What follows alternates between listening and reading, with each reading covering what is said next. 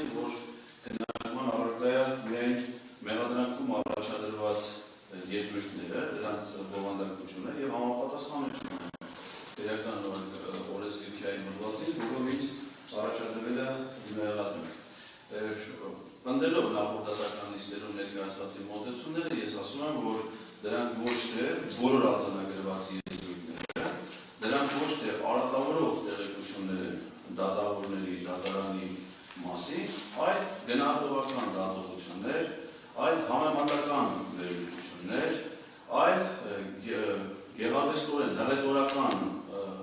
ձևով ներկայացված խոսք, առավել ևս, որ այն ներկայացվել է ոչ թե ակադեմիական միջավայրում, ոչ թե գիտական քննարկումների ժամանակ, այլ հանրահավաքներում, այլ հարցազրույցներում, ինչի որ բնորոշ է որպես կանոն նման միջավայրում խոսքի հռետորական տարբեր դրսևորումներով ներկայացնել։ Հետևաբար ներկայացվածը որպես տեղեկություն գնահատելը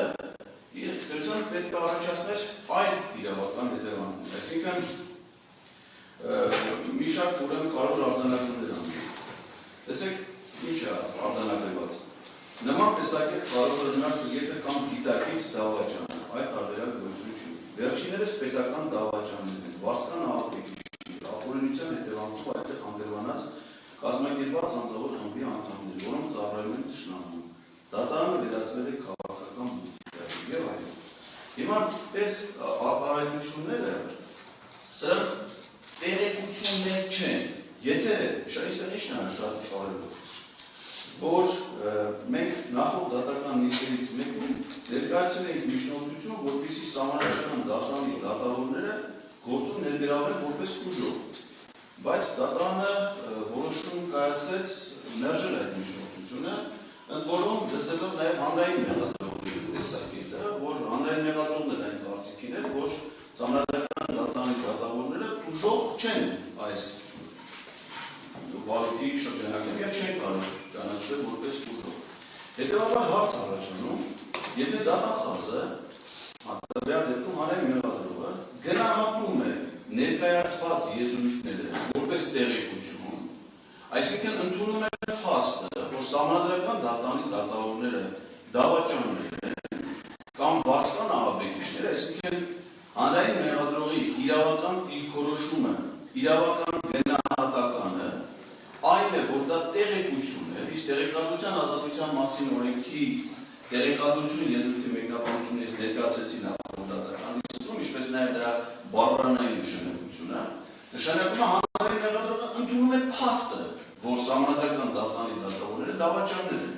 իսկ դավաճանությունը դա գեղարվեստական եզրույթ չի, դա հասկացություն է, որը նկարագրված է Հայաստանի Հանրապետության քրեական օրենսգրքում։ Հետևաբար, եթե հանրային մեղադրողի դիրքորոշումն այն է, որ դատավորները դավաճաններ են կամ վարձկան աղբեկիչներ, ապա ինձ համար անհասկանալի է հանրային մեղադրողի անգործությունը կամ ենթադրել անգործությունը, որ չի նախաձեռնել վարույթ պետական դավաճանության հանձնակազմի հատկանիշներով, լսելով այդ մասին, որ կա նման տեսակետ, եւ դա ընդունել է ոչ թե որպես համեմատական վերլուծություն դատողություն, այլ որպես տեղեկություն, հաստատված տեղեկություն, ապա անհասկանալի է, թե ինչի չի նախաձեռնել վարույթ պետական դավաճանության ենթադրյալ հանձնագործության հատկանիշներով եւ չէ իրականացնել դրանից բխող վարույթային գործողություններ։ Ուրեմն սահմանադրական դատարանի որոշման մասին կարծիք կարելի է արտահայտել եւ ցանկացած ոք կարող է արտահայտել, չի կարող սահմանել, առավել ևս, որ մեղադրական եզրանկարության մեջ արձանագրված արտահայտությունները իմ կողմից հնչեցվել են սահմանադրական դատարանի որոշումը կայացնելուց եւ այն հրապարակելուց հետո։ Այսինքն դա որևէ կերպ չէ կարող ազդել դատարանի կողմից իր օրինական պարտականությունների կատարման եւ որոշումների կայացման գործընթացի վրա։ Առավել ևս դա բողոքարկման ոչ ենթակա որոշում է, այսինքն եթե այլ դատական ակտեր դրանք ենթակա են բողոքարկման եւ միգուցե դրանց վերաբերյալ չարժի շտապել կարծիքներ արտահայտելուց, որովհետեւ դեռ կա բողոքարկման հնարավորություն եւ բողոքարկման արդյունքում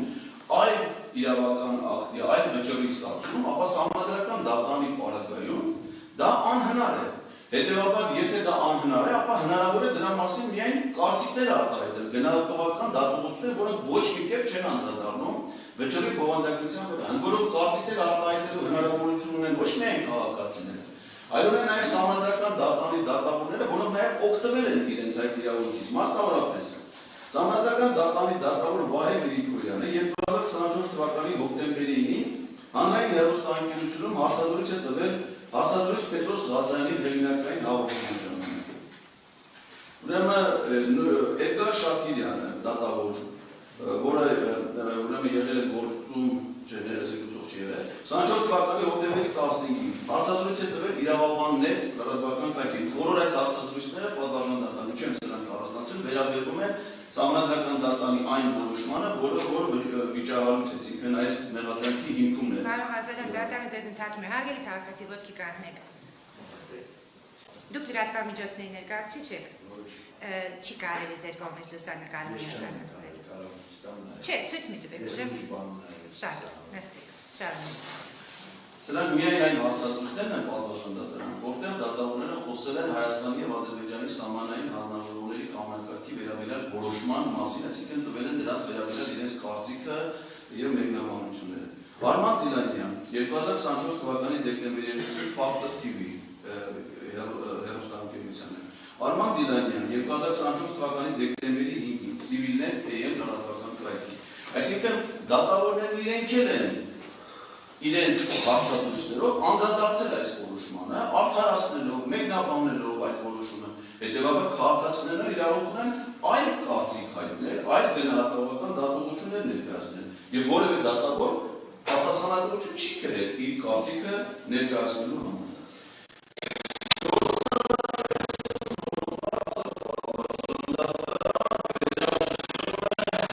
Դատավորի օրինական գործունեության ընթացքում առաջացող այդ խնդիրներին, եթե դրանից ես ասել եմ, որ այդ հոդվածը այս գործի հետ ընդհանրապես որևէ կապ չունի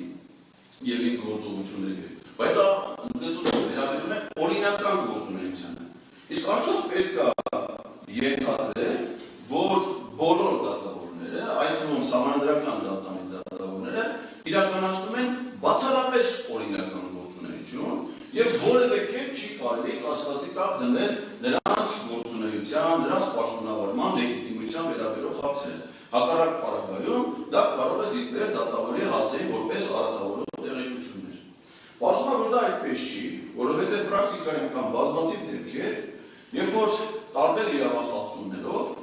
իրավական միջոցներ են ձեռնարկվում դատավորների, քննիչների, դատախազների նկատմամբ եւ դեռևս դատարանի օրինական ուժի մեջ մտած որոշման բացակայության հանրության շրջանում տարածվում են տեղեկություններ։ Ամենաթարմ տեղեկությունները, օրինակ ես կարդացել եմ 168.am լրատվական կայքում 2025 թվականի մայիսի 1-ին, որտեղ գրվում է, որ Կաշակ ստանալու մեղադրանքով Երևան քաղաքի առաջին այցյալ ընդհանուր իրավասության քրեական դատանի դատավոր Արտուշ Գաբրելյանը կալանավորվել է։ Այդ մասին հայտնել է նրա պաշտպան Էդիկ Ալեքսանյանը։ Հիմա պարզավոր կաշակ վերցնելը, ապօրինի գործունեությունը դա ըստեյության անպատվաբեր գործունեություն է։ Բայց հիմա ընդ որում չկա դատանի որոշում դատավոր Գաբրելյանի մեղավոր ճանաչելու վերաբերյալ, այսինքն նա օգտվում է նաև ամենության կանխավարկածից, հետևաբար նրա մասին այս տեղեկության տարածումը, որը տարածվել է հակակոռուպցիոն կոմիտեի կողմից, դատախազության կողմից, չի հանդիսանում արդյոք նրան արատավորող տեղեկություն։ Կարծում եմ, որ հանդիսանում է, բայց այդ տեղեկությունը տարածվել է, որը ես առանձնացրել եմ մամուլի մի շարք հրապարակումներ, սկսած դեռևս 2022 թվականի, 23 թվականի, որոնք վերաբերում են քննիչների ձերբակալությանը, դատախազի ձերբակալությանը, չգիտեմ, դատավորների ձերբակալությանը, ԱԱՑ-ի կողմից իրականացված վարորդային գործողությունների եւ այլն։ Հիմա հարց առաջանում, եթե այդ դեպքերում դա կարելի է, բայց ես եմ ասում, որ սահմանադրական դատանի կարծիք եմ հայտնում, ընդ որում իմ հարցազրույցների մեծ մասում դա ասում եմ որպես, ասում խնդրում եմ դա ընդունել որպես հաղորդում հանցագործության մասին, որ այս կամ այն դատավորի գործողություններում ակնհայտ են պետական դավաճանության կամ ապօրինի պաշտոնավարման հետ կապված հարաբերություններ։ Հետևաբար, եթե դատախազը ընդունում է դա որպես իրավական դիրքորոշումն այն է, որ դա հավաստի տեղեկություն է, ապա այլ իրավական գործընթացներ պետք է լինեն, քան հանցագործության մասին ըստեյության հաղորդում տվողի մեղադրանք առաջադրելը, մեղադրանքը համարելով որպես արատավորող տեղեկություն դատավորի հասցեին։ Ոչ մի դատավոր պատվաշան դատարան, նորից եմ խոսում կրկնել, իր օրինական գործունեության խոչընդոտելու կամ իր մասին արատավոր տեղեկություններ տարածելու մասին անհանգստություն չի հայտնել։ Այս վարույթի գործերում չկա թեկուզ մի դեպք, որ որևէ դատավոր նշի, որ իր մասին արատավոր տեղեկություններ են տարածվել։ Ոչ մի դատավոր այս վարույթի շրջանակներում չի հարցակնվել, ոչ ոք չի ասել, որ իրենց հասցեին հնչած տեղեկությունները իրենց համար վիրավորական են կամ արատավորով։ Իդեպ դատարանին ուզում եմ զեկուցել, տեղեկացնել, որ նաև գոյություն չունի որևէ քաղաքացիական հայց, նաև վիրավորանքի կամ զրպարտանքի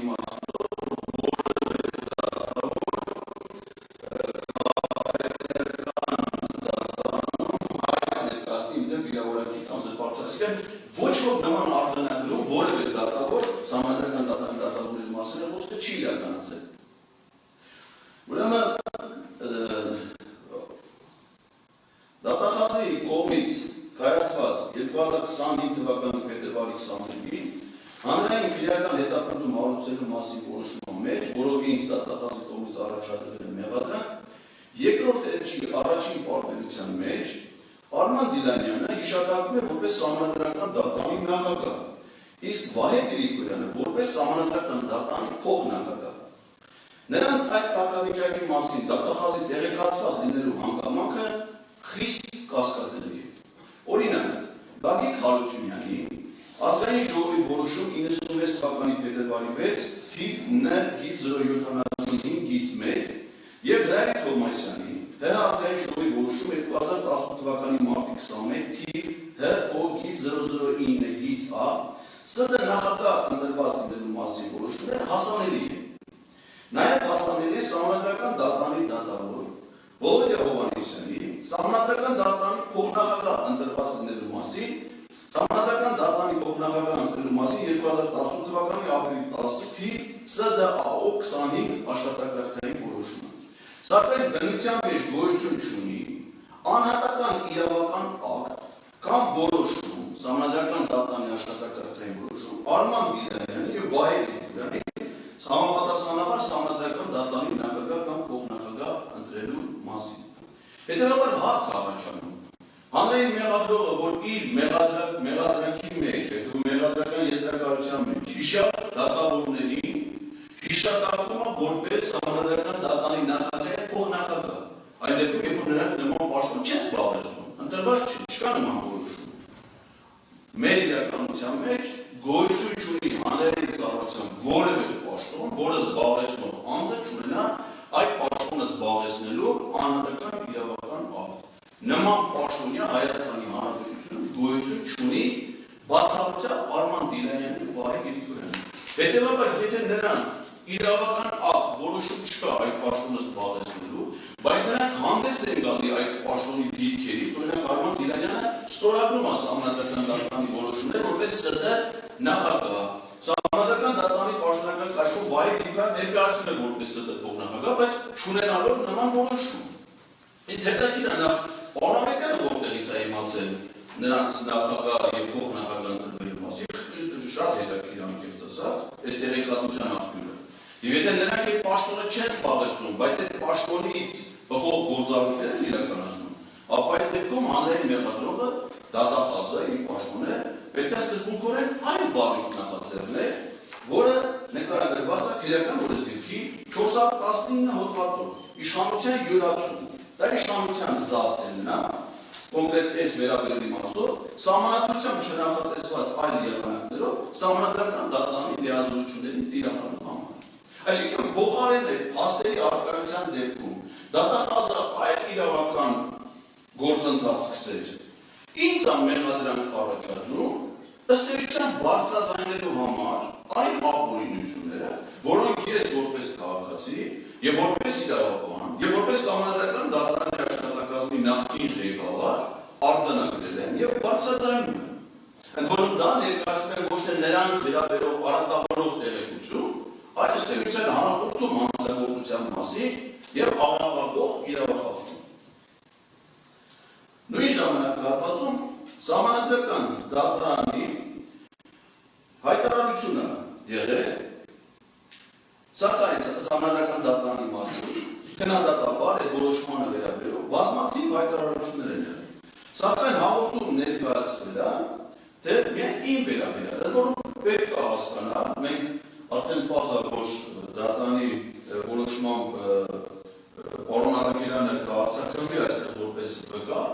հասկանալով է, որ են անձնական շարժառիթները, որ նրանք դեպս գերության մեջ ես թիրախավորված եմ։ Այստեղ ակնհայտ է նաև քրեական օրենսգիրքի մեկ այլ բնութագրում, դա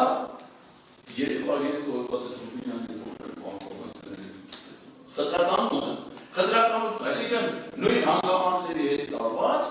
ցուցաբերել է խտրական վերաբերմունք, խտրական մոտեցում, եւ պետք է հասկանալ դրա շարժառիթները, իսկ ասում շարժառիթները կա, պատասխանատվական, որտեղ Սամվել Արաքելյանը Սահմանադրական դատարանի աշխատակազմի ղեկավարի պաշտոնը զբաղեցել է ինձ այդ պաշտոնից ապօրինաբար հեռացնելու հանգամանքներով պայմանավորված եւ կարծում եմ, որ պատճառները դրանն են։ Օրինակ, արտադրական պաշտպան Արսեն Բաբայանը միշտ օգնություն է ներկայացրել նախաքննության ընթացքում այդ կարճ ժամանակահատվածում ինձ մեղադրանք առաջադրելուց մինչև ավարտել, մի շաբաթ տևել ամենը։ Միշտ օգնություն է ներկայացրել, շատ պատճառ չի ձեր դիտարկա դրա պատճեն, որ Նիկոլ Փաշինյանի, Ալեն Սիմոնյանի, Արուսյակ Ջուրակյանի եւ Անդրանիկ Քոչարյանի նկատմամբ հանրային քրեական հետապնդում հարուցելու մասին։ Միշտօգնության հիմքը եղել է այն, որ հիշյալ պաշտոնյաները պաշտոնի բերումով նաեւ 2019-20 թվականներին Սահմանադրական դատարանի նախագահ Հրայր Թովմասյանի, Սահմանադրական դատարանի դատավորների եւ դատարանի մասին ընդհանրապես պարոն Բաբայանը երևի ժողովրդի քիչ ժամանակ է դրված, չի անդրադարձել օրինակ այս Սահմանադրական դատարանի դատավոր Վահե Գրիգորյանի հայտարարությունների Սահմանադրական դատարանի նրան ոչ լեգիտիմ մարմինի դելու մասին եւ այդ ժամանակահատվածի հետ կապված բացի դրանից որ որևէ քրեական հետապնդում, վարելուց չի նախաձեռնել։ Հավելին, մեջվել է պարոն Բաբայանի ներկայացված միջնորդությունը, որը բողոքարկվել է նաեւ հանրային մեղադրողի եւ մերժում ստացել նաեւ հանրային մեղադրողի կողմից։ Այսինքն եթե Սահմանադրական դատարանի մասին նույն արտահայտությունն անել են, որոնց դեռ կամ մի արտահայտություն պատասխան դատարան, դա քաղաքական բուդկա է չէ սխալվում, դա փոխառություն, դա վերցված է Նիկոլ Փաշինյանի 2021 թվականի մոտ ամսագրի արտահայտած մտքից։ Հիմա հարց առաջանում, եթե այն ժամանակ չի հարուցվել, հիմա նման արտահայտությունների համար վարույթ է նախաձեռնում եւ ներկայացման նույն արտահայտության մասին այլ սուպ է, ապա ինչի վարույթը դրանք չեն ներգրավում, եթե մոտեցումը խտրական չի եւ պայմանավորված չի միայն իմ նկատմամբ իրավական գործընթացով քաղաքական իմ գործունեության, հասարակական գործունեության վրա ներառնելու անազնիվ մղումներ։ Ուրեմն արտահայտություններ, որոնք ոչ կան մեղադրական եզրակացության մեջ։ Նման տեսակետ կարող ունենալ տգետը կամ գիտակից դավաճանը, այլ տարբերակ գոյություն չունի։ Տգիտությունը դա վիրավորան որևէ կերպ չի կարելի լինել, դա կարող է լինել բնութագրում, այսինքն դա արատավորող տեղեկություն չի մարդու։ Տգիտությունը բարձրային նշանակություն դա որոշակի գիտելիքների պակաս է։ Ընդ որում ես ասում եմ, որ կամ որևէ պնդում չկա որևէ մեկի վրա։ Իսկ գիտակցված դավաճանությունը դա այն է, որ պետք է վարույթով ապացուցվել, կա արդյոք ՍԴ դատավորների գործողության մեջ պետական դավաճանության ենթադրյալ հանցանքի հատկանիշներ թե ոչ։ Իմ կարծիքով կա։ Եվ որն է այդ կարծիքի հիմքը, կարծիքի հիմքն է նաև այս նույն որոշման հետ կապված Սահմանադրական դատարանի դատավոր Հրայր Թովմասյանի ներկայացած հատուկ կարծիքը, ըստ որի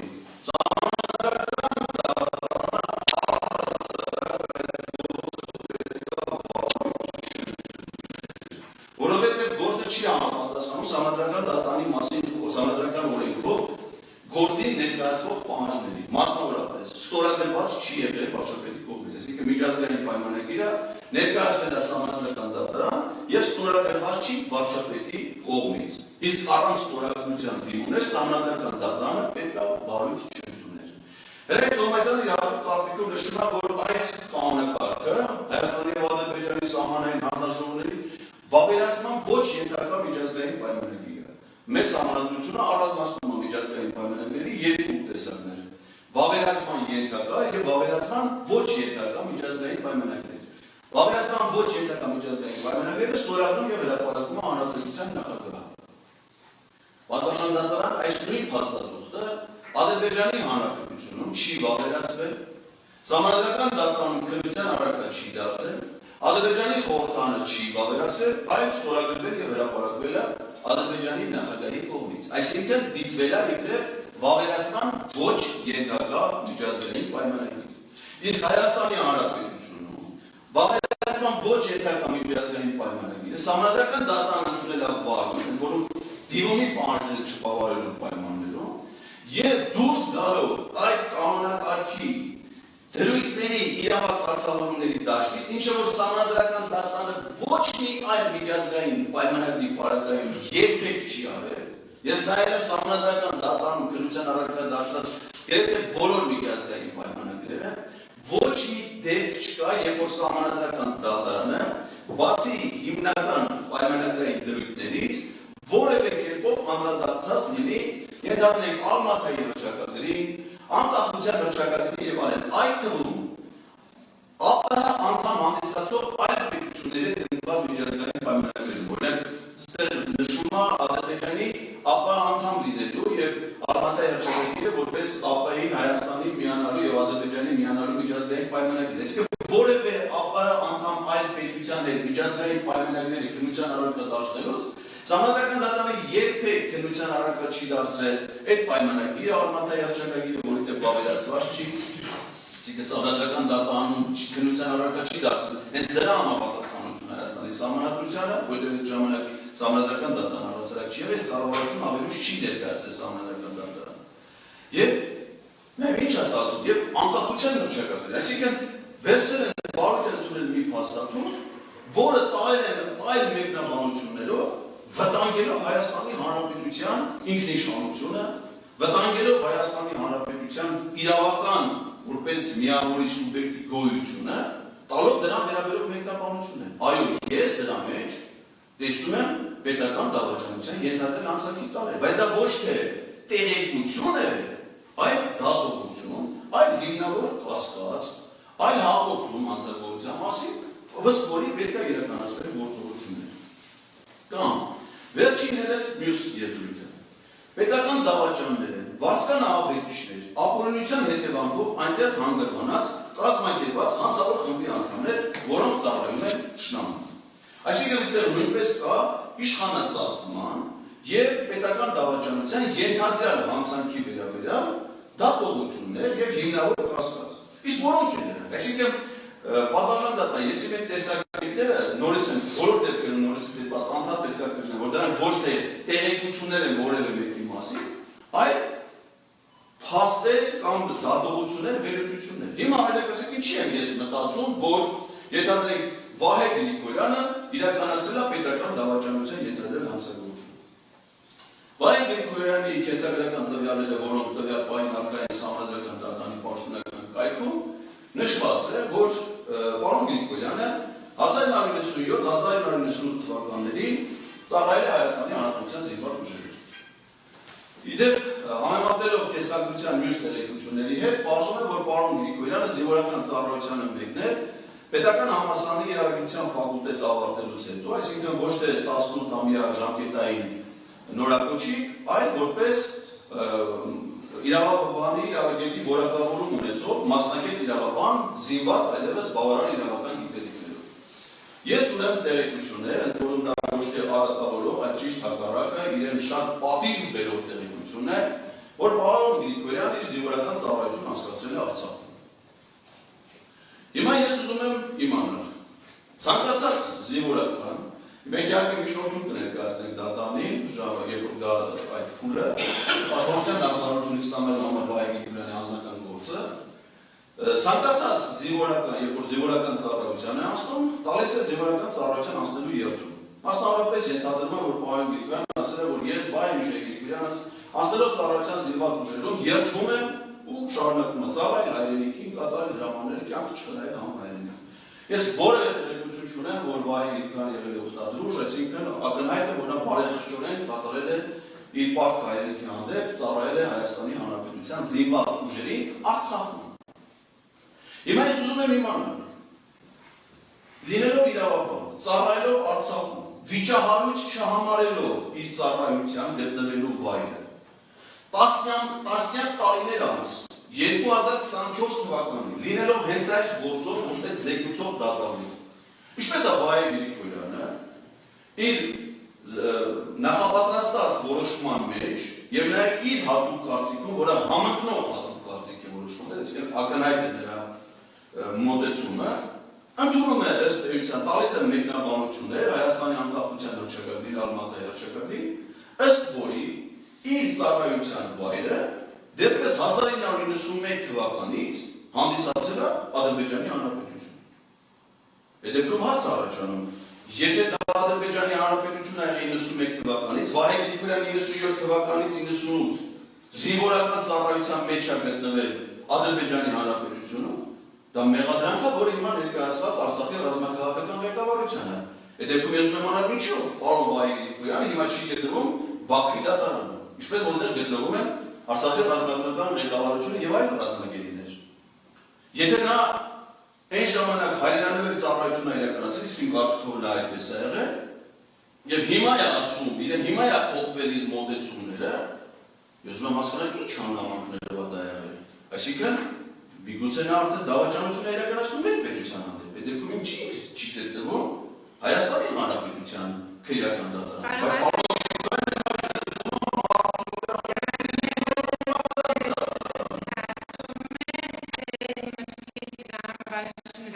Հասկանալի է, բայց փորձեք մեղադրանքից շշեղվել։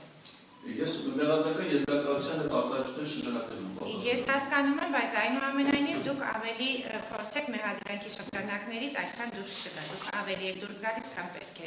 մեղադրանքից դուրս մի եկեք։ Որովհետև դուք ցուցմունք տալու իրավունք եք ունենալու ձեր ցուցմունքում, եթե կցանկանաք ցուցմունք տալ, կարող եք ցուցմունք տալ։ Սա զուտ բացման խոսք է։ Մեղադրանքի վերաբերյալ ձեր կարծիքը։ Օրինակ Վարդան ահաբեկիչների մասին։ Պարզա որ որևէ խելամիտ մարդու մոտ լսելով որ Սահմանադրական դատարանի դատավորները Վարդան ահաբեկիչներ են, անկողմնակալ որևէ դիտորդի մոտ չի պատկերվել նրանցից որևէ մեկը, այնպես ինչպես մենք ճանաչում ենք Վարդան ահաբեկիչներին, ասենք ահաբեկչի տեսքով, չգիտեմ, հանդերձանքով, ավտոմատով, պիկապին նստած։ Իսկ սա ակնհայտ համեմատություն է։ Ինչ եղել է համեմատության հիմքը։ Վարձկանությունը վարձատրության մասով, ահաբեկչությունը նպաստելու մասով։ Բնեք վարձկանության մասով ես նայել եմ 2012 թվականի սեպտեմբերի 20-ին Եվրոպական խորհրդանի թիվ E-G008-299/2012 զեկույցը, որը նշվում է ամեն տարի Պաղեստինի ինքնավարությունը $54 միլիոն է վճարում Իսրայելի բանտերում գտնվող ահաբեկիչներին։ Ահաբեկիչները ստանում են ամսական $3000-3000 $, համեմատության համար նշենք, որ պաղեստինցի միջին աշխատող ամսական ստանում են ընդամենը մոտ $3005 մեջբերման հավաք։ Սահմանադրական դատարանի դատավորները 2020 թվականից հետո վերանայվել են նրանց աշխատանքի վարձատրության համակարգը, ինչի հետևանքով նրանց աշխատավարձները կտրուկ բարձրացել են եւ ըստ նրանց բույքի եկամուտների հայտարարների ստանում են ամսական մոտավորապես 2.5 միլիոնից մինչև 2 միլիոն դրամ աշխատավարձ, կախված դատարանի նախագահ, փոխնախագահ դատավորներ։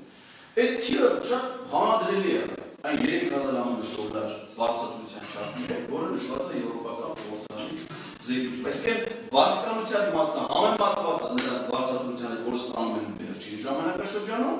իսկ ահաբեկչական իմաստով, որ նրանց կայացած որոշման հետևանքով այսօր ահաբեկչության զոհ են դառնում Հայաստանի քաղաքացիներ, որոնք գտնվում են Ադրբեջանի բանտերում, որովհետև Ադրբեջանի ապահով մարմինները, Արցախի ռազմաքաղաքական ղեկավարությանը եւ մյուս ռազմագերիներին դիտարկում են որպես Հայաստանի Հանրապետության քաղաքացիներ, ինչ որ այդպես է, որ դրանք են Հայաստանի քաղաքացու մասնագետ, եւ շատ պարզ հստակ նշում, որ Հայաստանի օրենսդրությունը, այսինքն եւ կառավարությունը, ստորագրելով փաստաթուղթ տալով մեկնաբանություններ, եւ Սահմանադրական դատարանը, որը մեր երկրի բարձր դատարանն է, իր որոշման մեջ հիշատակող ընտրական որոշման մեկնաբանություններով, եւ ազգային ժողովը վավերացնելով այդ փաստաթուղթը ընդունում է փաստը, որ 1991 թվականից Արցախը պետք է լիներ Ադրբեջանի կազմում։ Այսինքն նրանց նկատմամբ, մեր քաղաքացիների նկատմամբ Ադրբեջանում իրականացվող պետական մակարդակով ահաբեկչությունը հիմք է ընդունել նմանատիպ որոշումները։ Այսինքն եւ ես ոչ թե նկատի եմ ունեցել ՍԴ որևէ դատավորի անձամբ վարձկան ահաբեկչի կարգավիճակում, այլ համեմատել եմ նրանց գործողությունը ահաբեկչական Հանրապետության հետ այս տրամաբանությամբ։ Քաղաքական բուտ կա արտահայտությունը։ Այս արտահայտության հեղինակը պատվարժան դատարան Հայաստանի վարչապետ Նիկոլ Փաշինյանն է, հնչեցրել է 2020 թվականի մարտի 12-ին անձնական 21 թվականի մարտի 12-ին։ Այդ արտահայտության համար նա երբևէ քրեական հետապնդման չի ենթարկվել, եւ ես էլ այդ ժամանակաշրջանում ճիշտ ասած աշխատել եմ սահմանադրական դատարանում եւ լսելով նրանից այդ արտահայտությունը եւ իմանալով որ նա դրա համար երբևէ պատժի եւ պատասխանատվության չի ենթարկվել, ինձ իրավունքի վերաբերյալ կրկնել այդ արտահայտությունը։ Եվ այդ արտահայտությունը կրկնելու համար ինձ մեղադրանք է առաջադրվել, բայց պաշտպանի կողմից միջնորդություն ներկայացում առավել բնօրինակի հեղինակի պատասխանատվության ենթարկել մերժում են տրամաբանությունը ես որևէ կերպ չեմ կարողանում հասկանալ։ Վահե Գրիգորյանի եւ Դավիթ Խաչատրյանի հատուկ կարծիքների մասով մեղադրական եզրակացության մեջ գրած է։ Դա առաջինչ բովանդակային առումով դատարկություն, նշելով որ անկախության հռչակագիրը չի կարող փոփոխման ենթարկվել, իսկ նման տեսակետ կարող ունենալ կամ տգետը կամ գիտակից դավաճանը, այդ տարբերակ գոյություն չունի։ Ես կարծում եմ, որ Հարգարժան հանրային մեղադրող, դինելով մասնագիտության իրավաբան, պետք է որ վաղուց իմանար, որ սահմանադրական դատարանի դատավորների հատուկ կարծիքները դրանք նորմատիվ իրավական ակտեր չեն հանդիսանում։ Այսինքն եթե ասեմ, որ դրանք առողջին չեն, նկատում են դրանց իրավական նշանակությունը, դրանք սահմանադրական դատարանի որոշման մեջ տված մեկնաբանությունների վրա որևէ ազդեցություն չունեն եւ չեն կարող ունենալ։ Դատավորի հատուկ կարծիքը միայն տեղեկատվական աղբյուր է հանդիսանում հասկանալու համար ընդունված որոշման գործընթացի, ընթացակարգերի պահպանման կամ խախտումների, օրինականության, առանձին դրույթների վերաբերյալ իր դատողությունների մասին, այսինքն դրանք կիրառվում են բացառապես հրապարակային խոսքում, գիտական աշխատություններում եւ այլն։ Այսինքն ըստ էության իրավական իմաստով առողջին չէ։ Եվ ես դա եմ ասել։ Դրա արատավորող տեղեկությունը դատավորի մասին որտեղ է։ Ես տրամաբանությունը չեմ կարողանում հասկանալ։ Կամ որ հռչակագիրը փոփոխման ենթակա չէ։ Սա աքսիոմետիկ ճշմարտություն է, որ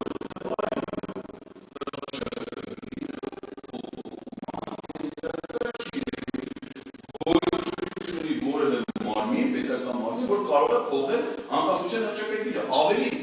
անկախության հռչակագրի 12-րդ կետը ասում է, որ այս հռչակագրի հիման վրա կարող են ընդունվել նոր սահմանադրություն, փոփոխություններ կատարվել սահմանադրությունում եւ դրան պետք է համապատասխանել պետական մարմինների գործունեությունը։ Իսկ աքսիոմետիկ ճշմարտությունը ներկայացում է ինձ որպես մեղադրանք դատավորի հասցեի արատավորող տեղեկություն ներկայացնելու համար։ Բացարձակ տրամաբանություն ես որևէ կերպ չեմ կարող գտնել։ Սահմանադրական դատարանի նախագահ Արգոն Դիլանյանի վերաբերյալ նա դատավոր չէ, այլ հանդես եկել որպես ահաբեկիչ, բացական ահաբեկիչ։ Չեմ գտնում պատվարժան դատարան նախորդ մեկնաբանության մեջ արդեն անդրադարձա այս եզրույթների գործածության հիմքերը։ ՍԴ-ի մասին ՔՊ-ի մի իրավական գրասենյակ է, որտեղ կայացվում են քաղաքական որոշումներ։ Օրինակ, այնտեղ խոսք կար նաև դատավորների ընտրության օրինականության մասին։ Պատվարժան դատարան ուզում եմ ձեզ տեղեկացնել, որ սահմանադրական դատարանի գործող կազմի եւ 2020 թվականի կազմի համեմատության փոխվել է սահմանադրական դատարանի 7 դատավորներ, այսինքն 9-ից 7 դատավորները փոփոխության են ենթարկվել վերջին շրջանում։ Նրանցից 3-ը փոխվել է 2020 թվականին իրականացված մի սահմանադրական փոփոխությունների արդյունքում, որոնք ակնհայտ հակասահմանադրական եւ հակաօրինական են, իրականացվել են բացառապես ազգային ժողովի «Իմ քայլ» խմբակցության որոշումներով։ Նույնիսկ ազգային ժողովում գտնվող «Բարգավաճ Հայաստան», «Լուսավոր Հայաստան» խմբակցության պատգամավորները ոչ միայն չեն մասնակցել որոշման ընդունմանը, այլ նույնիսկ քննարկումների դա համարելով ակնհայտ հակասահմանադրական գործընթաց։ Այսինքն, մի քաղաքական թիմ նախաձեռնել է ապօրինաբար սահմանադրության մեջ փոփոխություններ կատարելու գործընթաց, որ իրավասությունը չուներ, որովհետև մեր սահմանադրությամբ դատական իշխանության վերաբերող փոփոխությունները կարող են իրականացվել բացառապես հանրաքվեով, նշանակված է հանրաքվե, որը հետաձգվել է միայն Հայաստանի Հանրապետությունում կառավարության որոշման արտակարգ դրություն հայտարարելու հիմքով եւ չեղարկվել, այդ ժամանակահատվածում միայն մեկ քաղաքական կուսակցության անդամների որոշման չունենալով նման իրավասություն կատարում են փոփոխություն սահմանադրության մեջ, ինչի հետևանքով Առանց սահմանադրական դատանի մասին սահմանադրական օրենքով սահմանված ընթացակարգերի, որը նախատեսում է դատավորի լիազորությունների դատարեցումը, ապօրինաբար ՍԴ 3 դատավորներ զտվել են դատավորի այս կարգավիճակից, ՍԴ նախագահը զտվել է այդ կարգավիճակից, որից հետո այդ նույն քաղաքական թիմը միայն այդ բոլոր որոշումներին մասնակցել է միայն ու միայն Իմ քայլը խմբակցությունը։ Ընտրել է սահմանադրական դատանի նոր դատավորը, որը դեպ կայացրել է այս որոշումը։ Այսինքն հիմա այս փաստերի արձանագրումը դա համարվում է արատավորող տեղեկություն դատավորի մասին, դատարանի մասին ընդհանրապես։ Այսինքն չի կարելի առողջ տրամաբանությամբ մեր երկրում հրապարակային խոսքում բարձրաձայնել այն ապօրինությունների արատավորող ընթացքների արատավորող ոչ թե տեղեկությունների մասով, այլ մեր հանրային կյանքը արատավորող գործընթացների մասին բարձրաձայնել եւ դանել հրապարակայնորեն։ Բա ինչ պետք է անեն հրապարակախոսները, իրավաբանները, հասարակական գործիչները, եթե ոչ դա։ Փաստորեն դա եթե դա անում ես, ապա դառնում ես ոչ թե մեղադրանքի թիրախ է դառնում այն մարդիկ, ովքեր իրականացրել են այդ ապօրինությունները, այդ մարդը, ով բարձրաձայնում է դրա մասին։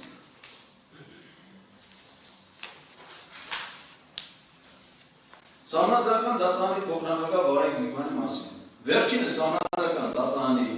դատավոր է ընտրվել ապօրինաբար չի ստանում ստացիոնար բուժում։ Սա եզրույթն է, որը մեղադրական եզրակացության մեջ կա։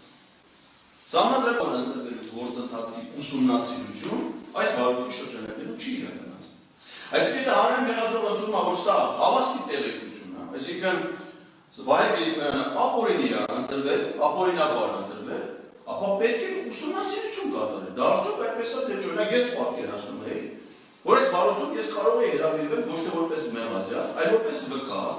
որպեսզի լրացուցիչ բացատրություններով, արձագանքներով օգնեի վարույթ իրականացնող մամին, բացելու համար այս խոսքերի հիմնավորվածությունը, որովհետև Վահե Գրիգորյանը եղել է ՍԴ դատավորի թեկնածու, 6-րդ գումարման ազգային ժողովը չի ընտրել նրան, սահմանադրական դատանի դատավորի պաշտոնում, այդ ժամանակ դատավորի թեկնածու առաջադրելու իրավունքն հանրապետության նախագահը եւ ազգային ժողովի կանոնակարգով ասում է, որ նախագահը պետք է ներկայացնի նոր թեկնածու, ոչ թե նույն թեկնածուին նորից, այլ նոր թեկնածու։ Եվ դա գիտակցելով նախագահ Արմեն Սարգսյանը իր կարգադրությամբ հայտարարել է ստեղծել է հանձնաժողով, հայտարարել է սահմանադրական դատանի դատավորի թափու պաշտոնի համար մրցույթ։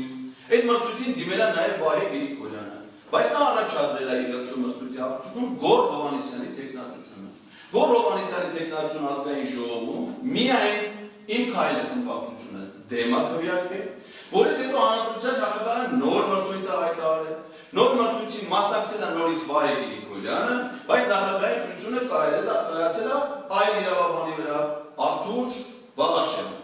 Արթուր Բաղարշյանին նույն ազգային ժողովը դեմ է քվեարկել, չտալով որևէ պատճառաբանություն, որից հետո հանրապետության նախագահը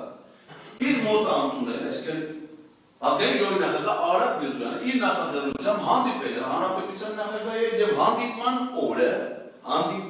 օրը հանրապետության նախագահ առանց մրցույթ հայտարարելու,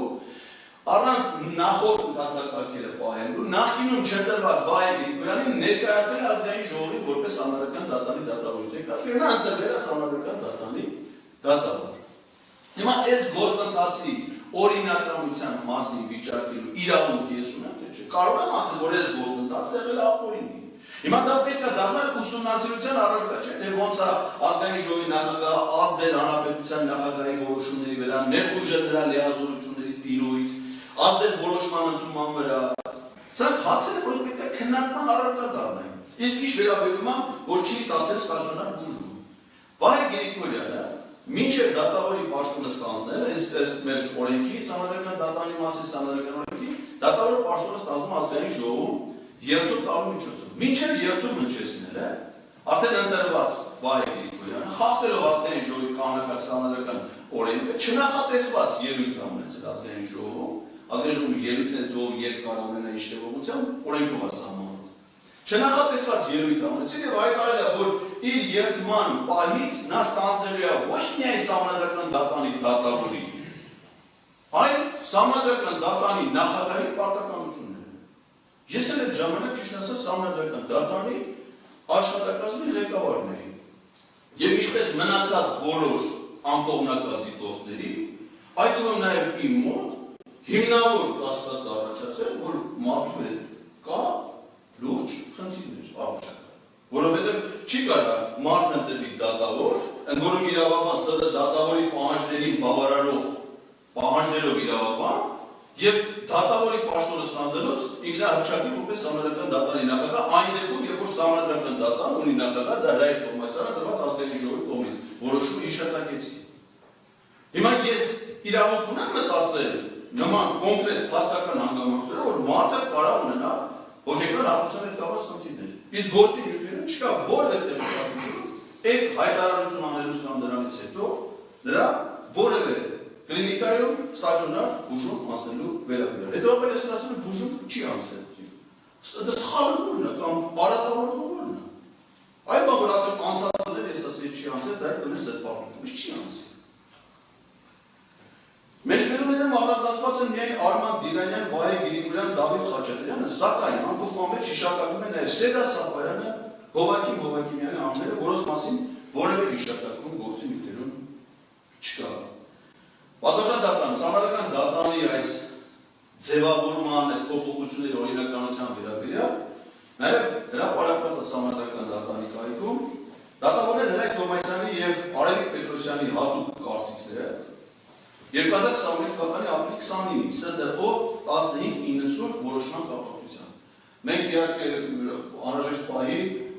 անվանակացությունը ֆիքսենք Վիշնորհություն ներկայացնելու համար, որպեսզի այս փաստաթուղթը համանդրական դատարանի դատավորների հատուկ կարծիքը ընդունվի որպես արտավարության փաստաթուղթ եւ կցվի այս գործի նյութերին։ 2024 թվականի հոկտեմբերի 18-ին, որոնք միշտ է հետաքրքիր, որ ուղիղ 2 տարի առաջ նույն օրը ես բռնության եմ ենթարկվել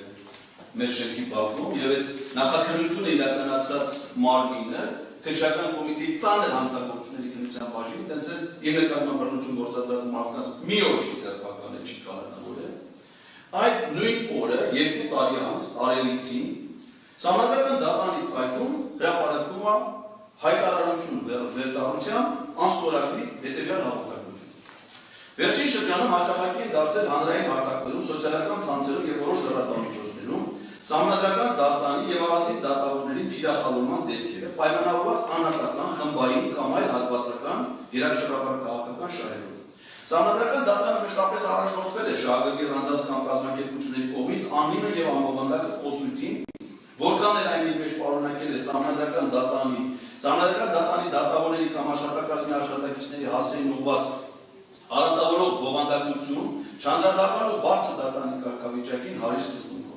Այդուհանդերձ, ակնհայտ է, որ առավել հաճախակի են դարձել դատական ակտերի իրավաչափությունը, կասկածի տակ դնող սիրողական մակարդակի վերլուծությունների եզրահանգումներում համանդրական դատարանի դատավորների կամ աշխատակազմի աշխատակիցների արատավորող տեղեկությունների տարածման, ՍԴ որոշման բովանդակության դիտավորյալ խեղաթյուրումների միջոցով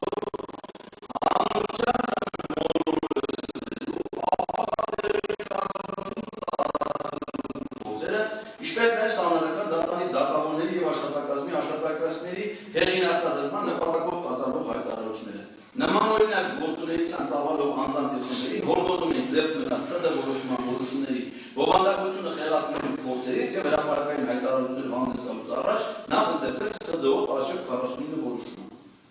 Նման հակաօրինական դրսևորումների նկատմամբ հրավիրում ենք հատկապես զանգվածային լրատվամիջոցների ուշադրությունը եւ կարծում ենք, որ այս շարունակական վարկագծի նկատմամբ հանդուրժողականություն անդրադառնալի է եւ շարունակվելու դեպքում պետք է արժանանա իրավական գնահատականի մեջբերման ավարտ։ Այդ հայտարարությունը տեղադրվել է համանդրական դատարանի պաշտոնական կայքում 2024 թվականի հոկտեմբերի 18-ին, այսինքն Սամվել Առաքելյանի կողմից գլխավոր դատախազին գրած նամակից 4 օր առաջ։ Այսինքն եղել է այս հայտարարությունը։ Ոչ մի իրավապահ մարմին, հետո մեր արտադրական հանրային մեղադրողը ուշադրություն չի դարձել այդ հայտարարությանը։ Դրա մեջ որևէ իրավախախտման փաստ, հաղորդում հանցագործության մասին չի դիտարկել, բառը չի նախաձեռնվել, որովհետև հասկացել եւ դրանից հետո Սամվել Առաքելյանը տեսնելով որ որևէ իրավական ընթացքներ չկա,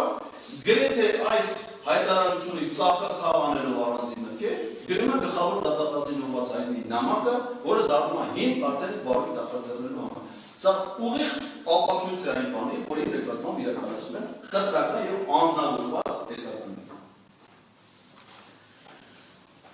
Մեղադրական եզրակացության մեջ պատվաշան դատարան, երրորդ էջ, երկրորդ պարբերություն, հանրային մեղադրող դեպքում, սահմանադրական դատարանի մեջ բերում իդեմս դատավորների, որպես սահմանադրության երաշխավորի, շարունակությունը կաղնակետեր, շագերտներ պահ։ Նման սահմանումները անկեղծ ասած նոր են, պետության իրավունքի և սահմանադրական իրավունքի տեսության մեջ, սակայն դեռևս գիտականորեն հիմնավորված չի։ Սահմանադրական դատարանը առավել ևս ՍԴ առանձին դատավորները,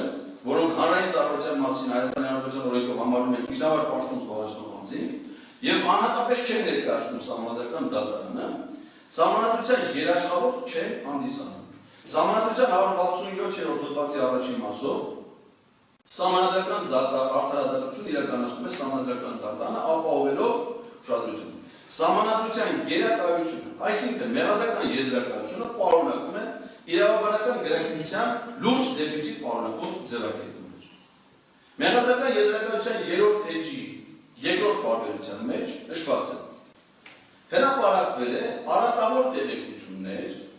որոնք ուշադրություն չեն հիմնվել հաստատված և ընդունված փաստերի վրա,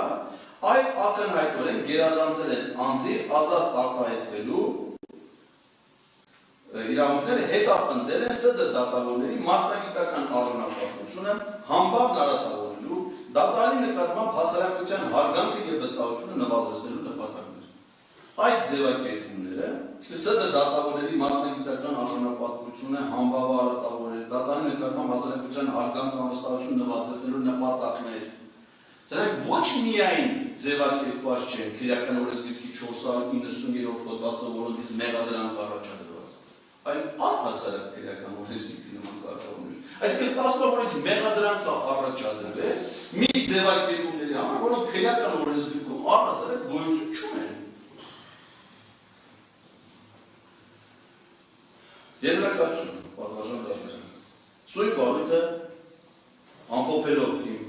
նախորդ երկու դատականիստերի և այս նիստում հնչեցված ելույթի բովանդակությունը նախաձեռնել է ակնհայտ իրավական հիմքերի բացակայության պայմաններում, ներկայացված մեղադրանքը ոչ մի առնչություն չունի իմ գործողությունների հետ, նախաձեռնված բարույթում չկան տուժողներ, չկան փաստեր, չկան ապացույցներ, չկան վկաներ բացառության գլխավոր դատախազի նամակ բերած սուբյեկտի,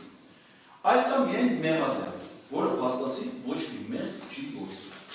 Բարութային գործողությունները վկայում են բարութի իրականացնող մարմնի հսկող դատախազի կողմից տևական ժամանակ իրականացված գործողությունների ընթացքում հանցակազմի բացակայության փաստացի արձանագրման մասին, որից հետո անհասկանալի է, առանց նոր փաստերի և ապացույցների ի հայտ գալու, առանց նոր բարութային գործողությունների, կասկածների ինտենսիվությամբ սկսում է կոնկրետ ինձ մեղադրանք առաջադրելու իմ իրավունքները սահմանափակող որոշումները անհիմն հապչել գործընթաց։ Ինչպես բովանդակային անունով, այնպես էլ գործընթացային իմաստով, մենք գործում ենք մի ենթադրյալ հանցագործության հետ, որի կազմակերպիչներն իրականացնողները, այսինքն ենթադրյալ մեղադրյալները առայժմ գտնվում են այս նիստերի դահլիճի այլ հատվածում։ Ես կարծում եմ, որ ինչ-որ մի դատարանը ձեզ ընդհատում է Ղազարյան։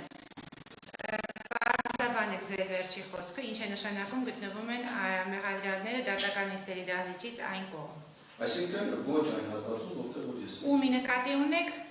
Նկատում եմ հանրային մեղադրող պարոն Ավետիսյան։ Դատարանը ձեր նկատմամբ կիրառում է նկատողություն, դատական սանկցիա։ Ձեզ պարզաբանում է, որ դատական նիստի կարգը այնպիսի է, որ վիրավորական արտահայտություններ կատարելը անթույլատրելի է։ Շարունակեք։ Առարկում եմ դատարանի որոշումը, որովհետև ես պարոն Ավետիսյանին ոչ թե վիրավորում եմ, այլ նրա գործողությունների հեռախոսները անջատեք, ձեր առարկությունը դատարանը չի ընդունում, շարունակեք։ Սա իմ կարծիքով քաղաքական հետապնդման դասական օրինակ է, որի նպատակը ազատ խոսքի սահմանափակումն է։ Սահմանադրական դատարանի կողմից կայացված խնդրող առարկա որոշման իրապես մեծագույն վտանգներ է պարունակում Հայաստանի Հանրապետության անկախության, ինքնիշխանության, անվտանգության առումով, առաջ է բերում նոր անվտանգներին, տնտեսական քաղաքական մարտահրավերներ, սպառնալով Հայաստանի Հանրապետությանը, նրա քաղաքացիների անվտանգության հետագա ճակատագրին, ուստի դրա ընդունման հանգամանքները իրապես արժանի են լուրջ իրավական գնահատականների, այլ ոչ թե իրավական հետապնդումներ պետք է արժանան այն քաղաքացիները, ովքեր գիտակցելով բոլորիս սպառնացող վտանգները բարձրացնում են դրա մասին։ Սահմանադրական դատարանի որոշումից կարճ ժամանակ անց ազգային ժողովի կողմից վավերացվել է հայտնի կանոնակարգը, որից հետո Հայաստանի Ադրբեջանի սահմանային հանձնաժողովները կանոնները, որոնք պետք է առաջնորդվեին եւ աշխատեին այդ կանոնակարգով, որևէ նիստ չեն իրականացրել, որևէ աշխատանքներ չեն կատարել, որևէ միլիմետր պետական սահմանի սահմանազատում եւ սահմանադրություն չի իրականացվել, սակայն ադրբեջանական վերահսկողության տակ են անցել այս պահին Հայաստանի Հանրապետության Տավուշի մարզից 4 կմ դրանց տարածքներ, ադրբեջանական վերահսկողության տակ շարունակում են մնալ Տավուշի, Գեղարքունիքի, Վայոց ձորի, Սյունիքի մարզի մի շարք տարածքներ։ Բաքվում Արցախի Հանրապետության ռազմական ղեկավարության եւ մյուս ռազմագետների դատավարության հիմքում այս որոշումներն են, ինչպես նաեւ Սահմանադրական դատարանի կողմից տրված իրավական դիրքորոշումներն ու մեկնաբանություններն են դարձել պատճառ մեր քաղաքացիների նկատմամբ ապօրինի իրավական հետապնդումներ իրականացնելու համար։ Դատավարության հետագայում մենք կներկայացնենք լրացուցիչ տեղեկություններ, միջնորդություններ, որոնք իրավական հիմք հանդիսանան նոր ապացույցների ձեռքբերման, մեր անմեղության եւ այլոց հնարավոր հանցավորության բացահայտման համար։ Մեր կարծիքով սա քրեական հետապնդում է ակնհայտ անմեղ անձի նկատմամբ, որի նկարագրությունը տրված է քրեական օրենսգրքի 480 հատվածով։ Պատվարժան դատարան, ես իմ ելույթն ավարտեցի, շնորհակալություն պատասխանատվության համար։ Պարոն Բաբայան, խնդրում եմ 1 րոպե նստեք, նախորդիվ ունենք